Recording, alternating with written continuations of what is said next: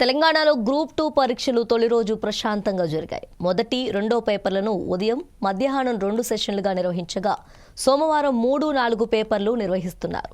TGPSC జారీ చేసిన group 2 నోటిఫికేషన్లో ఇది చివరిది. ఇప్పటికే గ్రూప్ 1, గ్రూప్ 3 పరీక్షలు పూర్తి కాగా గ్రూప్ 4 ఉద్యోగాలు కూడా భర్తీ అయ్యాయి.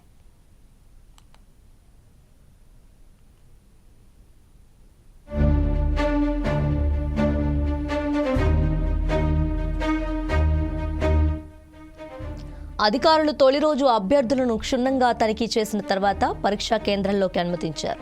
మొదటి పేపర్ను ఉదయం 10 గంటల నుంచి మధ్యాహ్నం 12:30 గంటల వరకు, రెండో పేపర్ను మధ్యాహ్నం 3 గంటల నుంచి సాయంత్రం 5:30 గంటల వరకు నిర్వహించారు. ఉదయం 8:30 గంటల నుంచి 9:30 గంటల వరకు అభ్యర్థులను పరీక్షా కేంద్రంలోకి అనుమతించారు.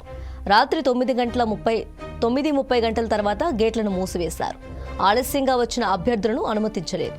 ఈ రోజు పరీక్షకు హాజరయ్యే అభ్యర్థులు ఉదయం 9:30 గంటలలోపు రావాలని, లేకుంటే ఆ తర్వాత అనుమతి ఇవ్వబోమని అధికారులు తెలిపారు.